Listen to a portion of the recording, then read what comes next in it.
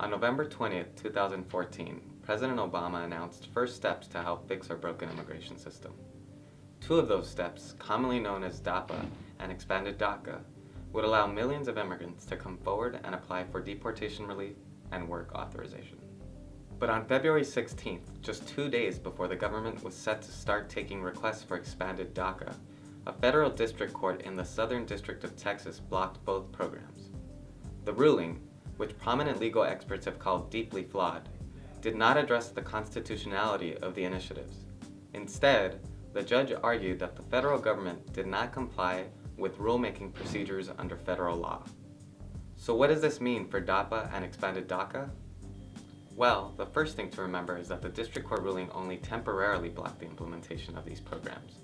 The federal government has already appealed the decision to the Fifth Circuit Court of Appeals and has been granted a fast-track appeals process, meaning a decision could come down in weeks instead of months. The Department of Justice also has asked for an emergency stay, which would allow DAPA and expanded DACA to be implemented right away. The court has scheduled a hearing on April 17th to decide if it will grant the emergency stay.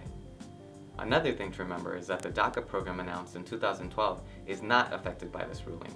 Only the expanded DACA program was affected. So if you qualify for the original DACA program announced in 2012, then definitely apply. You can learn how to do that on our website, www.nilc.org. So what happens next? On April 17th, both the government and the states will present their arguments to the Federal Appeals Court. After the court hears both sides of the case, it will either grant the government's request to allow expanded DACA and DAPA to take effect right away, or it will deny it. Even if the court denies this emergency request, the government has another opportunity to ask the Court of Appeals to allow these initiatives to take effect. The Department of Justice has also filed a formal appeal. We don't yet know when the court will hear the formal appeal, but it could be in a matter of weeks. Whatever the outcome of these next few legal hearings, this case is likely to continue to be fought in the courts for several months. Here's what you can do in the meantime. First, stay informed.